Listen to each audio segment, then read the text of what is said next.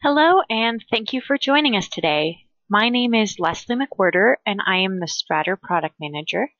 I'm here today to go over utilizing raster logs in Strater 5. By raster log, I'm referring to something like a scan of a paper wireline log, which has been saved to a TIFF or other image file. This can have a depth registration file with it, typically when purchased from an online vendor, or it can be unreferenced, such as when you perform the scan yourself. I'll be covering the following topics in today's webinar: loading and registering unregistered raster logs, how to load a registered raster log, as in a raster log that has a registration file with it, how to pick layers on a raster log, and how to create a cross-section from raster logs. After I address each of these topics, I'll stop for a few minutes to answer any questions you might have. You can send your questions to me via the chat function.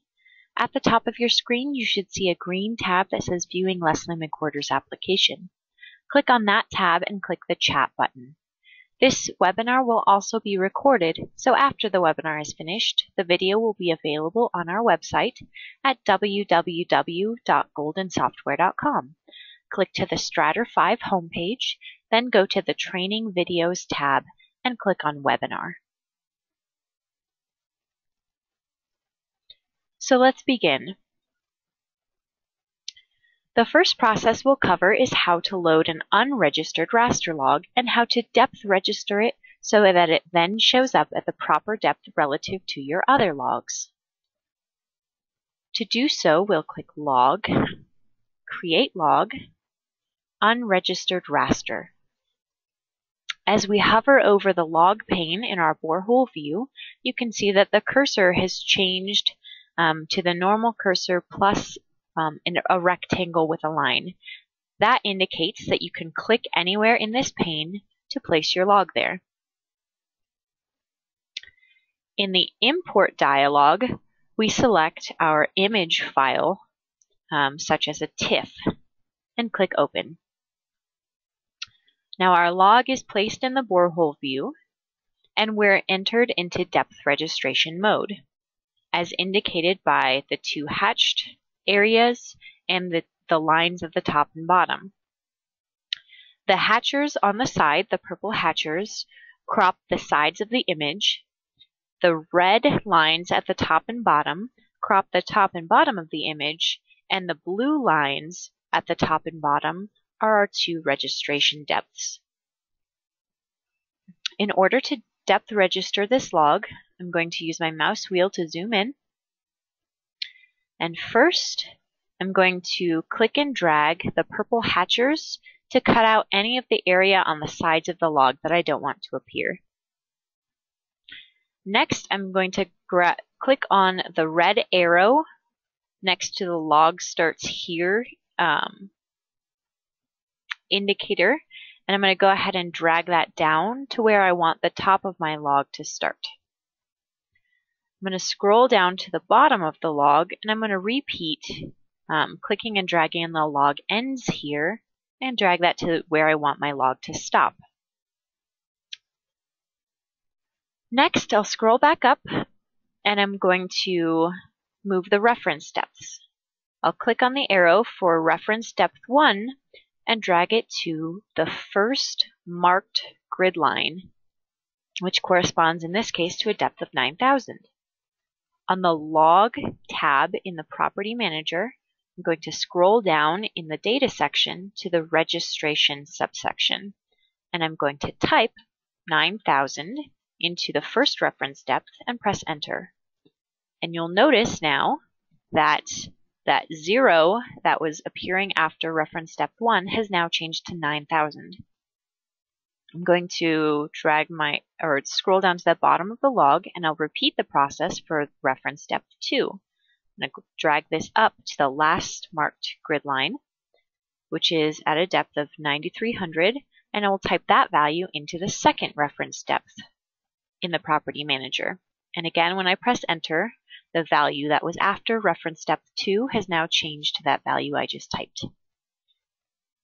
Now that actually completes the depth registration process, so I'm going to press Enter on my keyboard again once I'm in my log pane, and a log registration table dialog appears. This has three fields in it. Whole ID, which is the whole ID you want for this log. This is most important when you'll be adding other logs to this pane.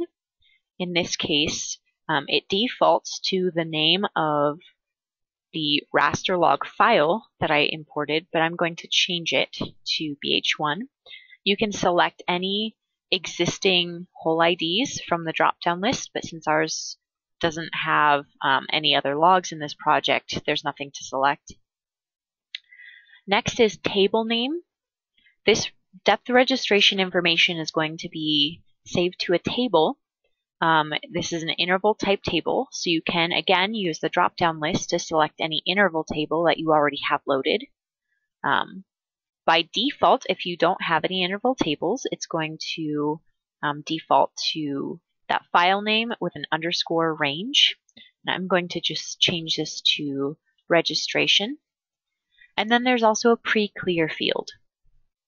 Because we don't have any tables in this project yet, this option is grayed out. But if we had selected a table name that already exists, we would have three pre-clear options. We could pre-clear the entire table. That would be an all, and that would wipe everything from that table before writing this new depth registration information. We could pre-clear none, which just means that this new depth registration information is appended to the end of that table, regardless of what is going on with the rest of the table.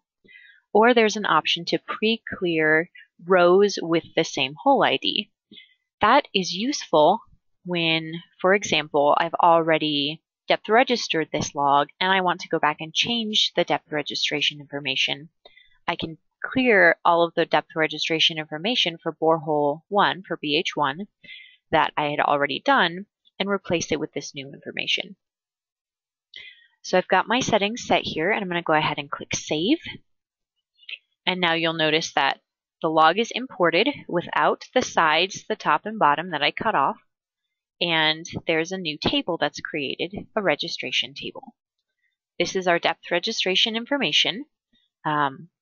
Because we have the ability in Strater to load registered raster logs, if you're going to be using this raster log in the future, you can use the file export data worksheet command to export this depth registration, and then next time you use this log, you can import it as a registered raster log and skip that whole registration process we just went through.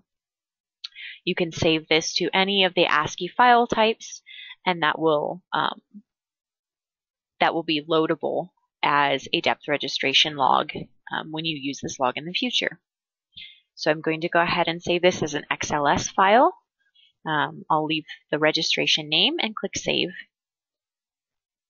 Let's see if I'm missing anything.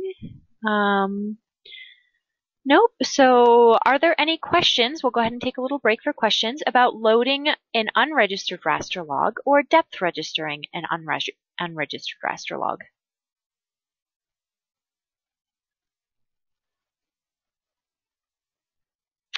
Okay, I see one question here. Someone's asking, can you change the registration after you've set it, or do you have to start from scratch? Okay, I did briefly mention this. You can indeed redo your depth registration. All you have to do is select the log, scroll down in the property manager again to that registration section in that data section, and then you can click the register button next to depth register log, and that'll enter you back into depth registration mode with those same settings that you had already set. So it's not going to reset those, it'll let you change them from what you already have. Let's see. So someone else is asking, what kind of information is written in the depth registration table? That's a great question. I'm going to go ahead and click back over there, and I'll expand some of these fields so you can see what they're all called. So the first field, as with the first field in almost any table in Strater, is the whole ID. That's what we typed into that log registration table dialog. Then we have from and to depths. These are, the from depth is the depth value of the top of the log. Strater calculates this based on where we put the log starts here line and what the reference depth was for the first reference depth. Similarly, 2 is going to be the depth value of the bottom of the log, calculated by that log ends here line and reference depths. The log top is the pixel coordinate for the log starts here line, and the log bottom is the pixel coordinate for the log ends here line. Log left and log right are defined by those purple hatchers. These are pixel coordinates again. Raster log is the file path and file name of the raster image that we've chosen. Reference step 1 is the depth of that first reference value that we typed into the property manager, and reference depth 2 is the depth value of the second reference depth that we typed into the property manager. And then reference 1 pixel and reference 2 pixel are the pixel coordinates of those two reference depths.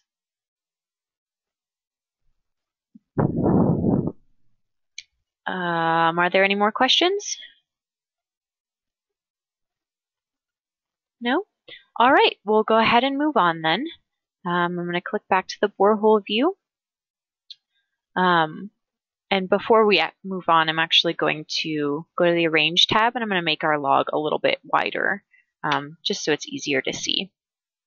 And I'm going to add a depth log by going to Log, Create Log, Depth, just so that we can see that these that this log has been properly depth registered, that 9,000 is showing up at 9,000 here on our depth log. So now that we have a depth registration file for this raster log, I'm going to import the same file again as a depth registered raster log so that we don't have to deal with the registration process. So again, we're going to click on Log, Create Log, and this time we're going to click Registered Raster. Our cursor is changed when we hover over the log pane, so we're going to go ahead and click. And this time, there's an open dialog that prompts for the depth registration file rather than prompting for the image file. Now this is because the depth registration file has the location of the image file, so we don't need to select the image itself. The file types that are recognized here are Geographics DRA, Petra LIC, IHS XML, and then all of those ASCII file types that I had mentioned earlier. We're going to select the XLS registration file that we just saved and click Open. Because it's an ASCII file, we're actually going to be prompted with a few dialogues for importing this data.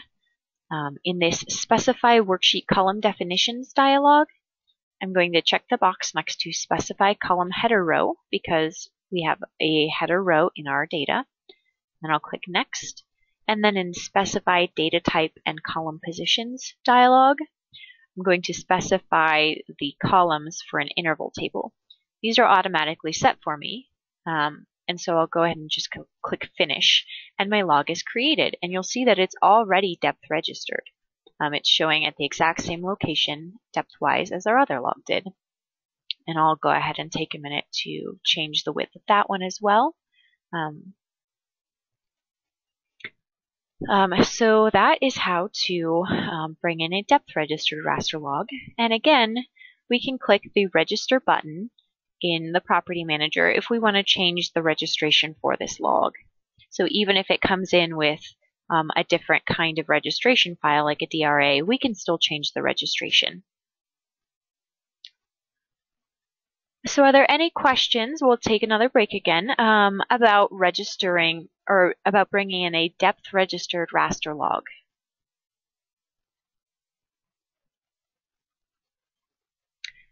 Okay, someone is asking, why can't I select a PRJ file in the Open dialog? That's a great question. A PRJ file is a georeferencing file, so it contains completely different information than a depth registration file. So it can't be used as a depth registration file. PRJ files and other georeferencing files contain information about minimum and maximum XY values of a top-down map and the coordinate system information for that map, whereas depth registration files contain information about depths and which pixels depths tie to for an image.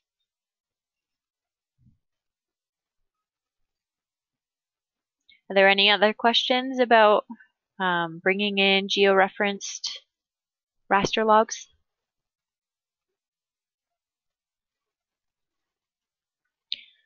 Okay, so we'll go ahead and move on then. Now that we have two logs, I'm actually going to take a minute, since we have two separate depth registration files and both are for BH1, I'm going to copy and paste the information from our second registration file into the first, and I'm going to change the borehole to BH2. We're going to do this so that we can use this as a cross-section later.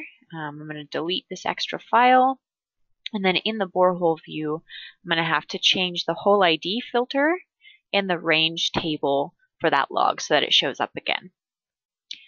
Okay, so now that we have two different logs in the same registration table, we can go ahead and create a cross-section. But before we do that, I'm actually going to show you how to pick layers on these raster logs, so that if you don't want to do that after creating the cross-section, you can use these layer picks during the cross-section process.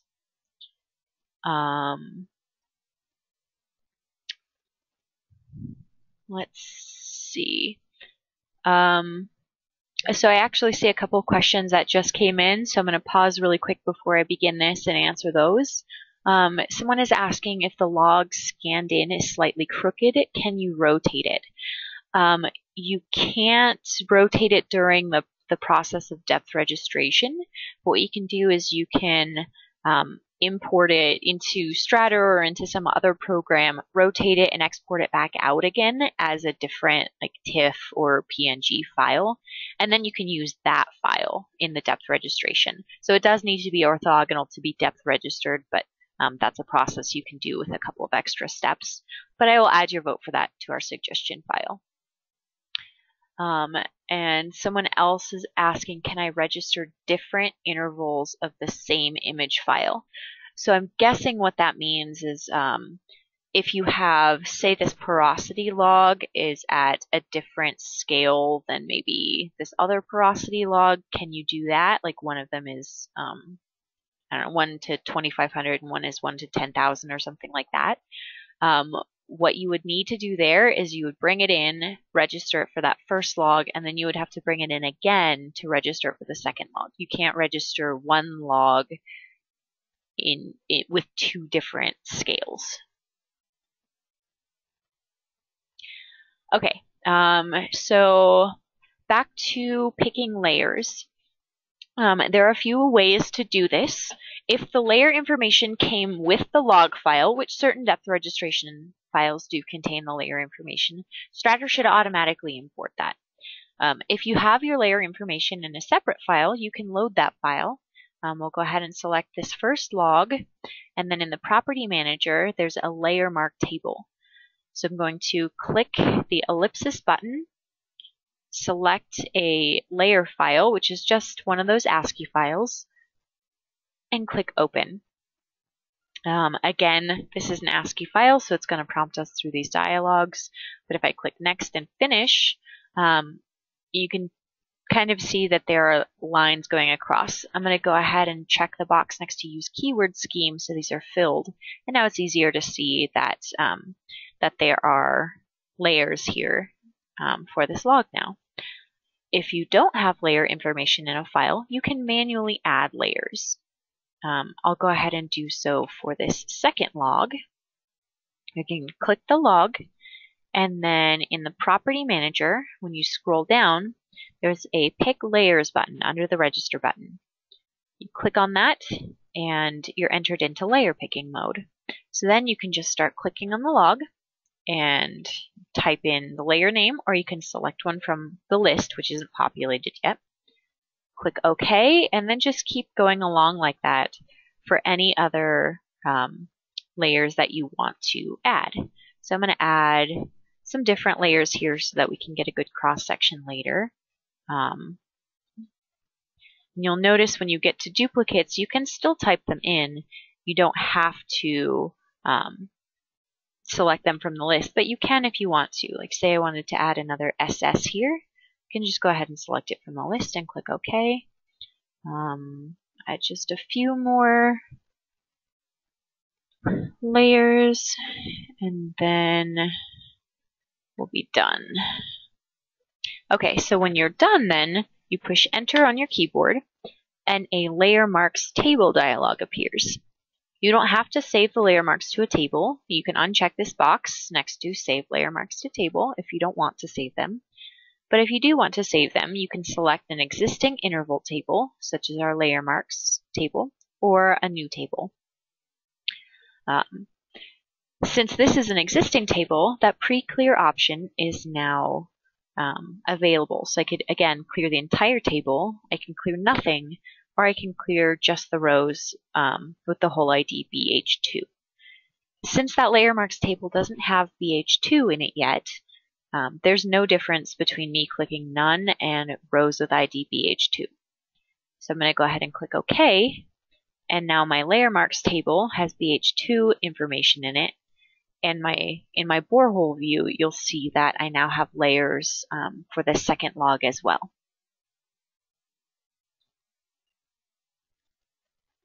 So are there any questions about adding layer marks to your raster logs?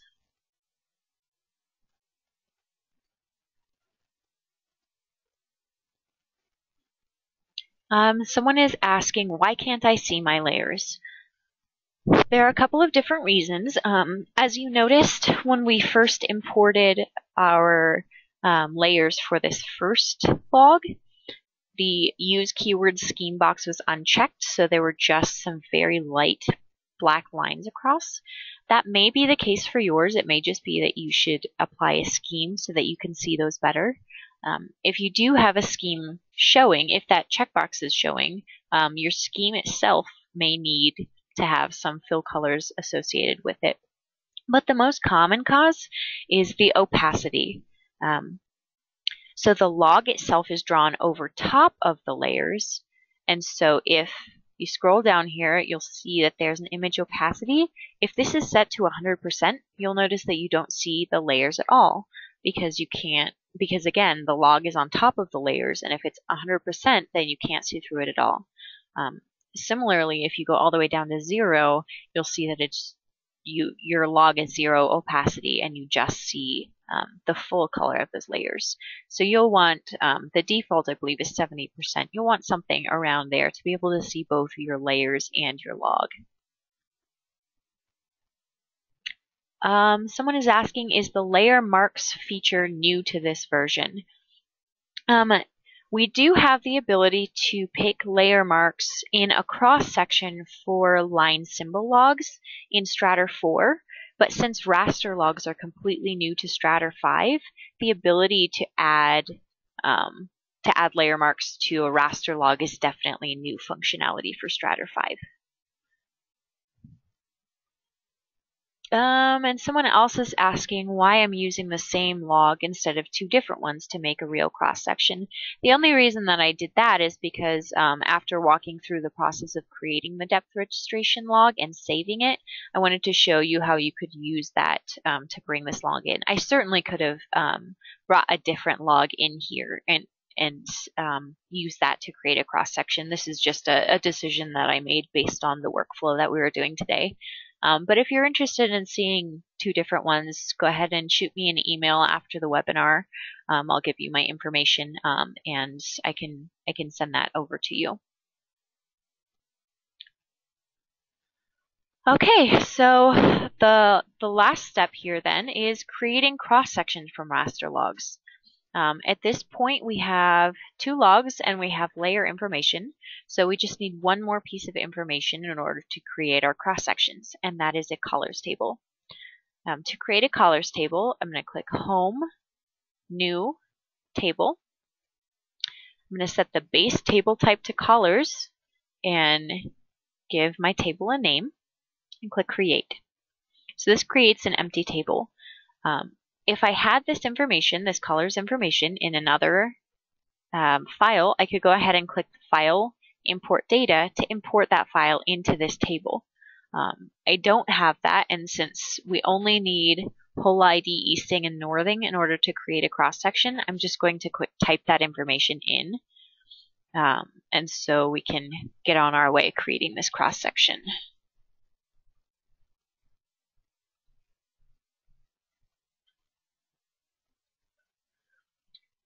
Okay, so once we have this information, we can go back to the Home tab, click New Cross Section View. Then we can click Cross Section, Create Cross Section, and we can choose which wells we want in this Create Well Selector dialog. We only have 2, so they're both added. We could change the ordering by clicking and dragging, but I think the ordering is fine, so I'm going to click OK. Next, we see an Import Cross Section Data dialog. Here is where I'm going to set the cross-section log type to depth registered raster log. We'll make sure that the registration is the table set for both of these holes and click OK. And then we have the option to import layer marks. If we have layer marks imported into a table like we do, we can select that table down here with this box checked. If we have layer mark information but it's not imported yet, these would be empty, and we can go ahead and click the Action button to import the data that we need for those. And alternatively, we can uncheck this box and we can specify that layer data later. I'm going to leave it checked really quickly. We'll click OK, and you can see what happens. Our logs are imported with the layer information and the tops are connected. I'm going to go ahead and repeat that process without having those logs. So again, without those layers, click Create Cross Section, click OK, change to a depth registered raster log, OK, and I'm going to uncheck the box next to specify layer data and click OK. Now these logs are created and you see that they don't have any top information, and so they're not connected at all. If we wanted to do this and then we had our layer information, we decided that we wanted to import it, we could just select our cross section and click on the cross section tab, click Layer Marks, Import, and we could import a file with those layer marks. Alternatively, we could click the Create Edit button to add our own, and I'm going to do that in just a second, but first I'm going to increase this log width so it's a little easier to see what's going on. So now again, with the cross section selected, I'm going to click Layer Marks, Create Edit, and now my cursor has changed a little bit. I can zoom in and out, and I can click to add any of these cross section layers. When I click OK, you might be able to see there's a little plus sign with the name of that layer. So I could add a couple of these, and then I could repeat the process with the other log. Let's say this is SS and CL. So then when I'm done with that, I can press Enter, and I get that same Save Layer Marks to Table, or Layer Marks Table dialog. I can save it or not. In this case, I don't want to save it because I would overwrite what I already have. So I can click OK, and again, the layers are created here.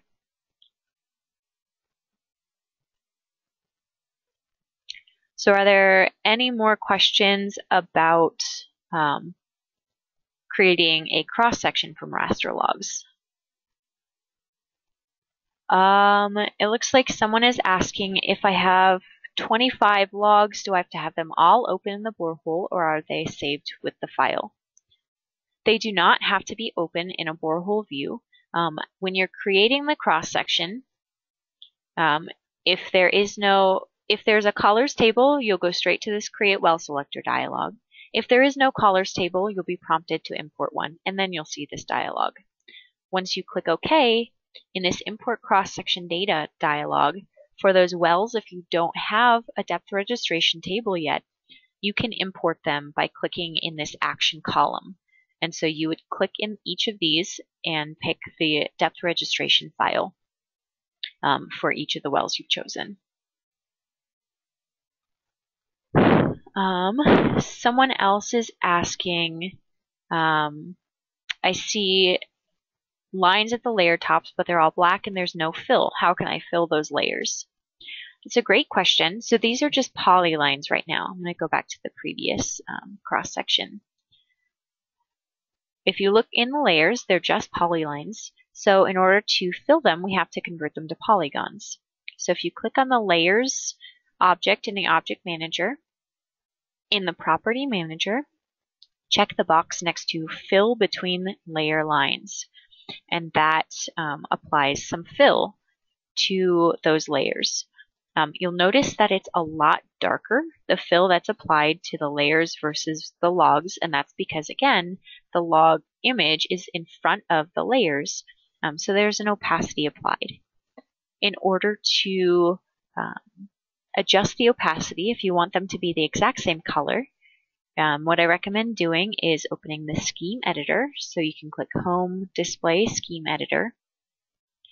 You can select the layer or the keyword scheme that's being used for your logs, and there's a button to copy the scheme. So then you can expand that copy, and you can set the opacity of each of these to 30% in our case, because we're using 70% opacity for the images. So when I set each of these to 30,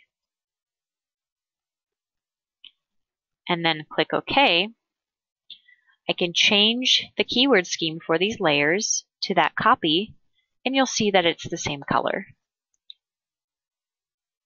Okay, so someone is asking what to do if there's a fault between the wells. Strater doesn't have the functionality to put in a fault, but you can certainly reshape your layers. So now that we've got our layers selected, say I want to reshape this layer here. I've selected it, and I can click on in the Draw menu under Tools, Reshape. If I hold down the Control key, I can add some nodes here while I'm clicking, and then I can repeat the process. I can select the next layer down, and I can again reshape it by clicking to add some more nodes.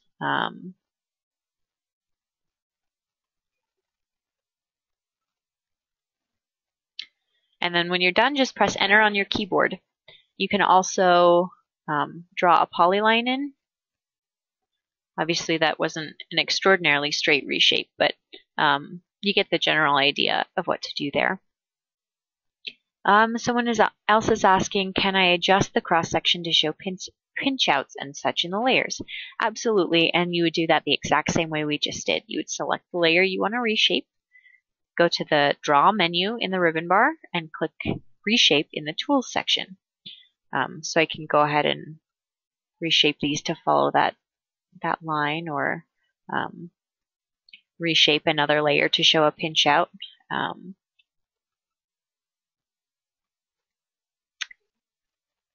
All right, if there are no more questions, I'll go ahead and conclude this webinar. That concludes the presentation portion, but if you have any additional questions, you can email them to stratersupport@goldensoftware.com. Thank you so much for your time. If I haven't gotten to your questions, I see a couple more came in just now at the end. I can go ahead and email you with the answer to those after we're done here. So thank you and have a great day.